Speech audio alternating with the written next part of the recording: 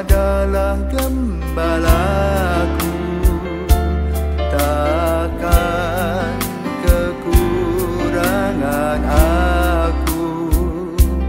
Ia membaringkan aku di padang berumput hijau. Saudara-saudara yang terkasih di dalam Kristus, selamat pagi.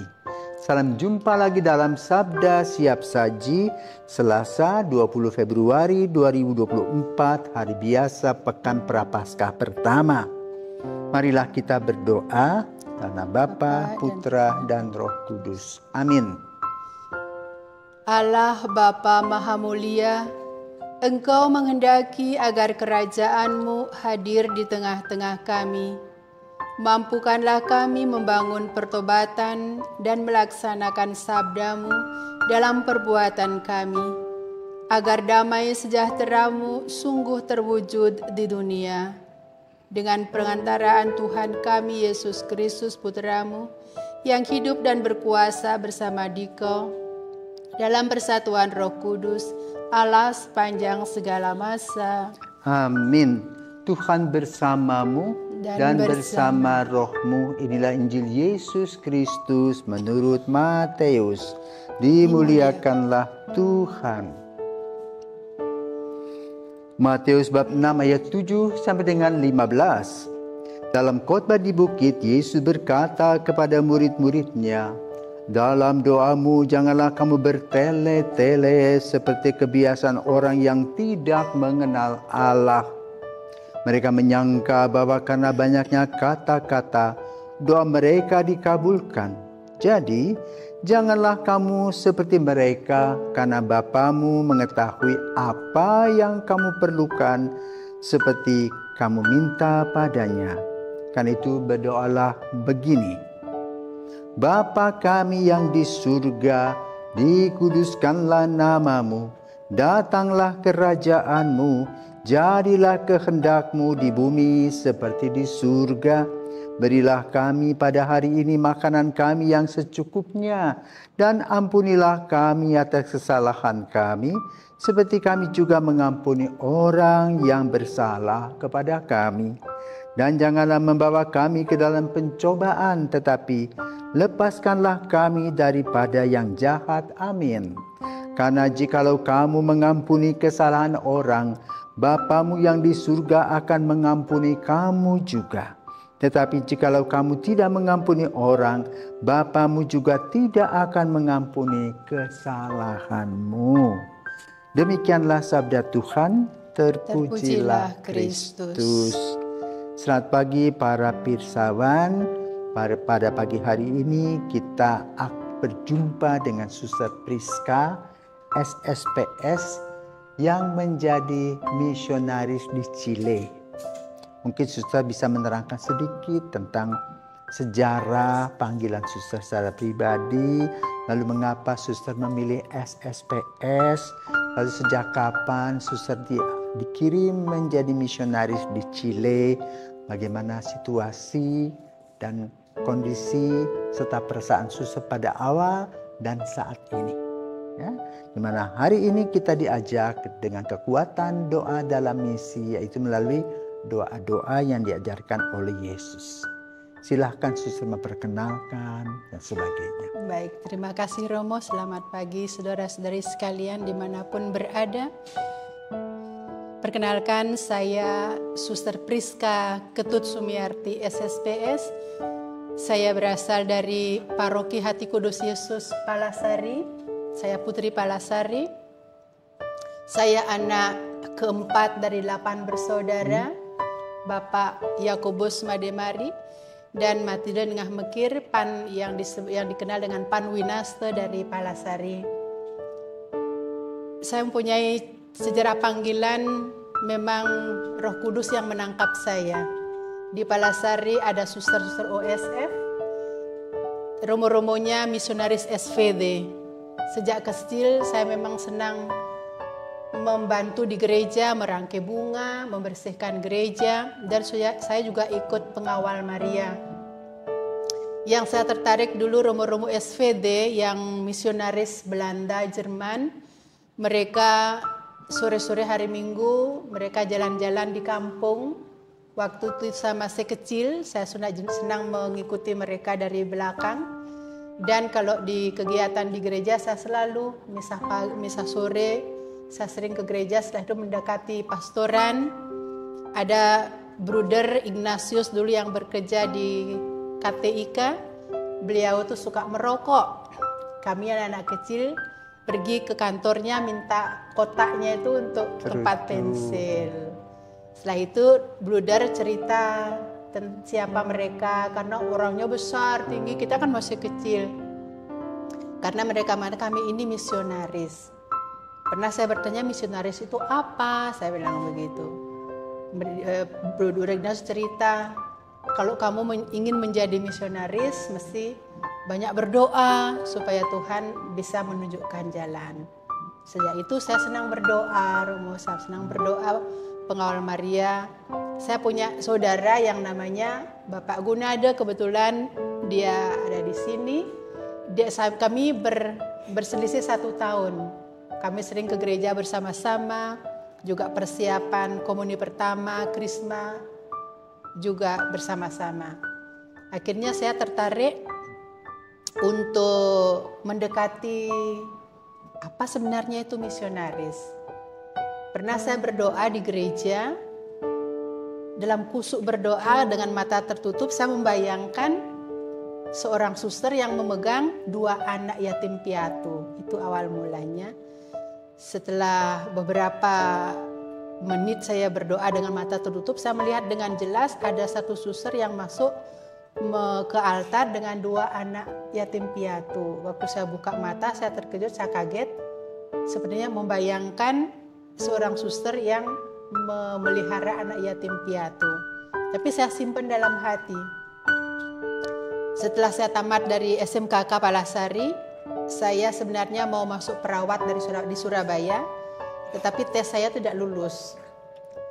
Tapi saya pulang ke Palasari, setelah itu saya ketemu suster SSPS yang dari Palasari tapi bekerja di RKZ.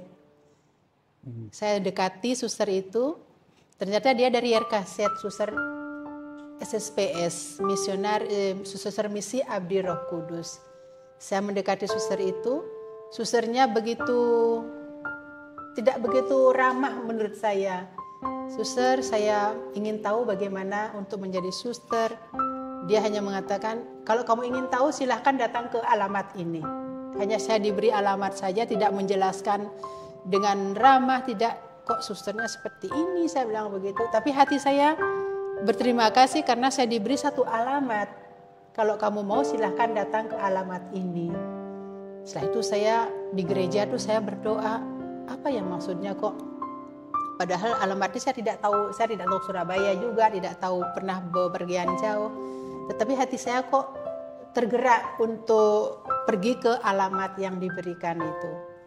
Setelah itu bapak saya datang karena ada tetangga saya dari Palasari, Bapak Agus sama ibunya akan pergi check up ke rumah sakit Surabaya. Bapak saya mengatakan, anak saya boleh ikut. Boleh, dia mau apa? Katanya sih mau ketemu alamat ini. Ya, saya tahu alamatnya. Saya dengan tidak tahu apa-apa, hanya mengikuti Pak Sutri itu ke Surabaya. Sampai di Surabaya, ternyata tempat di mana saya pernah melamar untuk menjadi perawat. Rumah sakit yang sama di mana saya pernah melamar menjadi perawat. Pak Sutri itu menitipkan saya dia tekan bel, satu datang suster, katanya ini ada anak muda yang mau menjadi suster, dia mau minta informasi. Bapak sama itu pergi ke rumah sakit, saya ditinggalkan sendirian di situ. Akhirnya saya memperkenalkan diri dan saya mau menjadi suster, bertanya bagaimana caranya. Setelah itu suster itu menerima saya, ini suster lain. Dia menerima saya begitu ramah dan dia membawa saya ke dalam untuk memperkenalkan.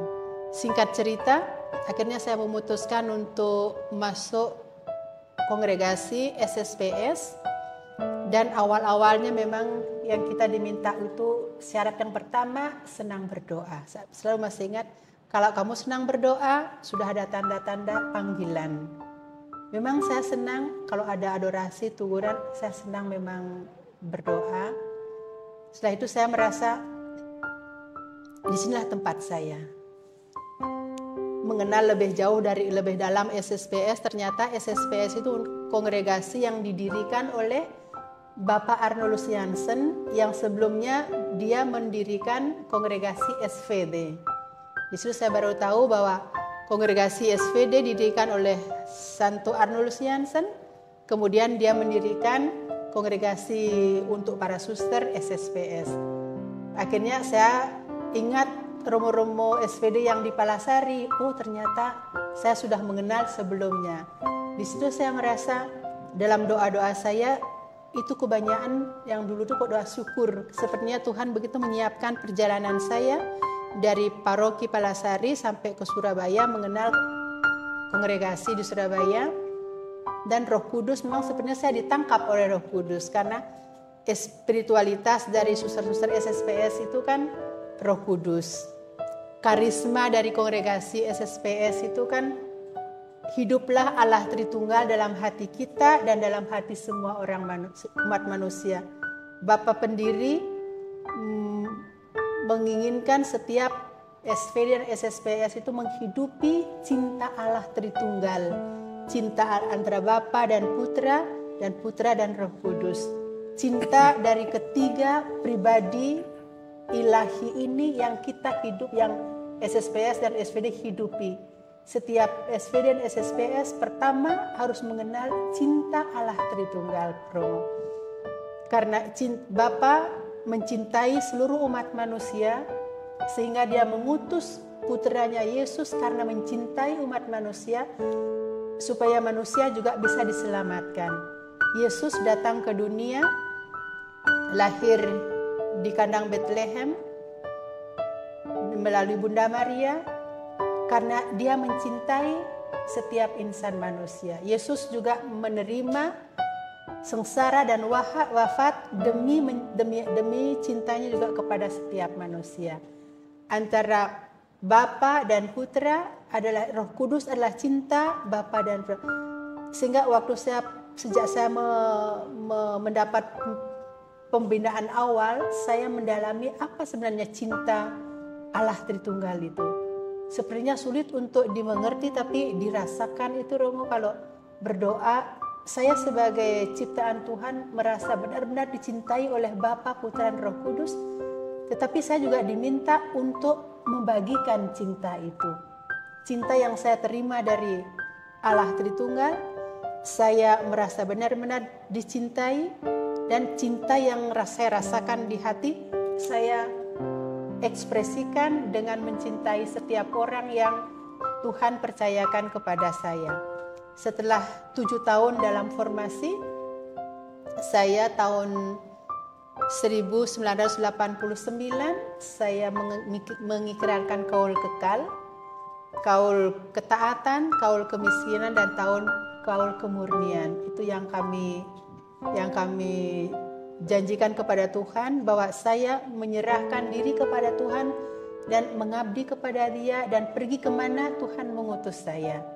Akhirnya saya mendapat utusan ke benua Amerika Latin, negara Chili. Awal-awalnya karena dulu kan belum ada internet, belum ada informasi banyak tentang negara, tetapi kongregasi sudah mempunyai ada buku sedikit tentang di mana kehadiran SSPS. SSPS lahir di Belanda, kongregasi dari Belanda. Sebenarnya antara perbatasan Belanda dan Jerman, Bapak Arnoldus membeli satu rumah kecil dulunya di Stijl. Stijl adalah suatu desa perbatasan antara Belanda dan Jerman. Di sanalah lahir kongregasi SVD dan kongregasi SSPS. Dari situ kongregasi menyebar ke 5 benua. Benua Amerika, benua Asia, benua Afrika, benua Eropa sendiri dan benua Australia. Waktu saya menerima misi ke Chili, saya langsung melihat di map Atlas di mana sebenarnya Chili itu. Ternyata Chili itu berletak di benua Amerika Selatan, negara yang paling ujung katanya di bumi. Karena kalau kita melihat Atlas itu, Chili adalah suatu negara yang kecil dan panjang yang paling di bawah di Amerika Latin itu.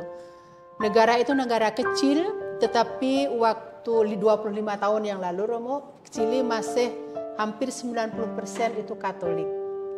Dan waktu saya menerima benua misi, saya berangkat dengan tidak mengetahui satupun kata bahasa Spanyol, karena di Indonesia waktu itu belum ada kursus Spanyol.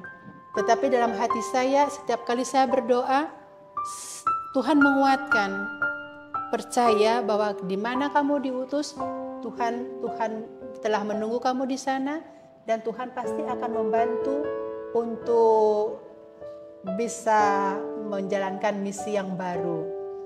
Dengan kepercayaan yang penuh, dengan juga saya merasa bahagia karena memang saya minta untuk ke misi. Tetapi waktu itu kan sebenarnya seperti orang baru berbulan madu kan, bahagia, senang, saya ke tempat misi. Akhirnya tiba saya di tempat misi bulan Oktober tahun 1998. Waktu saya tiba, berbunga-bunga hati senang, saya sudah di tempat misi. Sekali saya juga diterima dengan baik, tetapi setelah itu diberi kesempatan untuk belajar bahasa, mengenal juga kebudayaan. Hari-hari pertama, minggu pertama sudah sepertinya dimanja, diperhatikan oleh suster-suster, teman-teman suster. Tapi setelah itu mereka menganggap, setelah 3 bulan di tempat baru itu, mereka menganggap saya sudah bisa berbicara, sudah mengenal budaya, saya dibiarkan berjalan sendiri. Disinilah ujian saya waktu itu, merasa sebenarnya belum mengenal banyak budaya, belum mengenal banyak bahasa, belum juga mengenal banyak iklim, kan di sana iklim 4 musim, ada pergantian. Di sana saya mulai mengalami krisis. Tetapi saya karena dari dasarnya sudah senang berdoa, saya selalu lari ke kapel, saya mencurahkan hati kepada Tuhan. Tetapi saya pernah mengalami satu krisis yang begitu menantang saya sampai saya ingin kembali pulang ke Indonesia. Karena rasanya saya belum bisa memahami kebudayaan, kebiasaan orang di Chili yang saya rasa seperti bertentangan dengan nilai-nilai apa yang saya hidupi dari Indonesia, lebih-lebih tentang keluarga, Romo. Saya tahun pertama itu belum bisa mengerti dan menerima cara hidup, cara berkeluarga mereka di sana. Di sana perempuan, laki menikah, berkumpul, kalau ada masalah mereka gampang sekali bercerai, dan yang menjadi korban itu anak-anak. Setelah bercerai, bapak mencari istri lain, bapak mencari istri lain, ibu mencari suami lain, ibu mencari istri lain. Pokoknya situasi keluarga itu saya tidak bisa menerima. Anak-anak menjadi korban, itu yang lebih parah yang saya belum bisa. Untuk mengunjungi keluarga itu saya merasa tidak ada niat untuk mengunjungi keluarga. Saya berontak saya banyak mengeluh kepada komunitas.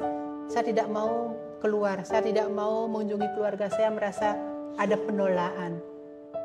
Saya protes kepada Tuhan, mengapa kamu mengutus saya ke tempat di mana saya tidak bisa mengerti budaya, kebiasaan orang di sini.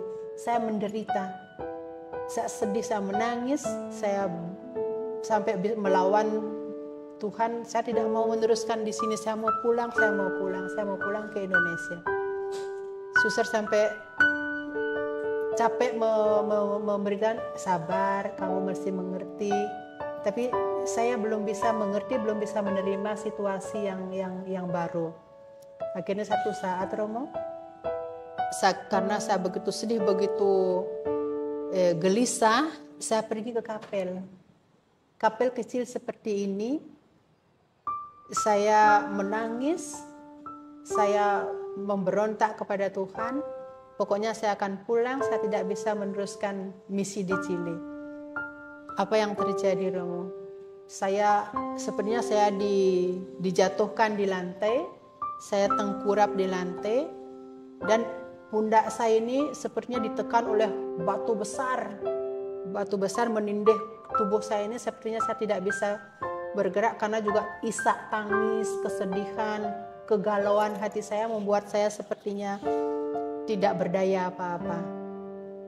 Itu waktu itu pada musim dingin, di kapel itu kan kami tidak punya penghangat ruangan, dan saya juga tidak membawa baju hangat yang cukup. Saya tengkurap dalam keadaan situasi yang dingin, sedih, dalam keadaan begitu kacau, galau. Tiba gelap, kapelnya juga gelap sekali. Terus yang masih dalam berontak dengan Tuhan, tiba-tiba sudah beberapa lama itu saya merasa batu yang menindih pundak saya ini sepertinya terangkat pelan-pelan. Sepertinya terangkat pelan-pelan, terus tubuh saya merasa ringan sekali. Saya kembali duduk, saya memandang tabernakel yang ada di depan saya. Saya mengatakan, iya Tuhan, iya. Saya duduk lagi, saya merasakan kedamaian dalam hati saya, dan kata-kata iya itu membuat hati saya merasa damai. Ternyata malam itu Tuhan memberi jawaban bahwa Tuhan memberikan saya terang bahwa saya akan bisa Tuhan membutuhkan saya di tempat itu untuk mengerti, mendampingi keluarga-keluarga yang membutuhkan kehadiran dan doa-doa saya tuh. Akhirnya malam itu saya keluar, ternyata sudah jam 2 pagi. Saya keluar, saya merasa bersyukur sekali kepada Tuhan karena beban yang saya rasakan itu sebenarnya sudah diambil sama Tuhan. Saya diberikan kedamaian. Besok paginya, waktu doa pagi, saya hanya bisa bersyukur. Terima kasih Tuhan, Engkau sudah memberikan jawaban bahwa Engkau membutuhkan saya di sini, dan saya mengatakan, iya Tuhan, saya akan menjawab panggilan itu. Sejak saat itu, Romo, sekarang sudah berlalu 26 tahun. Dan tugas pertama saya itu khusus untuk mendampingi keluarga. Lebih-lebih keluarga, ada anak yang kekurangan kasih sayang, ada anak yang terlantar, ada anak yang bersama nenek. Justru itu yang kerasulan saya tuh mengunjungi mereka, mendengarkan mereka, membimbing mereka, dan berdoa dengan mereka. Doa saya tuh selalu pertama dengan pengalaman itu, doa saya tuh selalu pertama bersyukur. Seperti doa dalam kitab suci ini, dalam doa Bapa kami itu ada unsur-unsur dari doa Bapa kami itu ada 5 yang selalu saya doakan, saya hidupi. Pertama, memuji Tuhan. Memuji karena Tuhan itu benar-benar mencintai setiap manusia. Memuji Tuhan bahwa Tuhan itu berada justru di tempat-tempat yang saya rasa ada tantangan, itu justru Tuhan menanti saya di sana. Saya memuji Tuhan juga lewat alam, lewat bangun pagi yang segar. Setelah itu pujian, syukur, dan terima kasih. Terima kasih bahwa Tuhan memberikan kekuatan, Tuhan memberikan penghiburan di saat-saat benar-benar saya membutuhkan penghiburan. Tuhan datang menghibur saya. Unsur yang ketiga, yaitu lagi saya orang yang berdosa, tetapi Tuhan mencintai dan memilih saya walaupun saya penuh dengan dosa, dan saya mohon ampun kepada Tuhan, dan Tuhan selalu memberikan pengampunan. Dan yang terakhir baru permohonan, memohon apa yang saya rasakan butuh kesabaran, bisa mengerti orang lain. Itu Romo, saya sebagai SSPS sudah 34 tahun dalam hidup sebagai SSPS, dan 26 tahun di tempat misi di Chili, Amerika Selatan. Turun.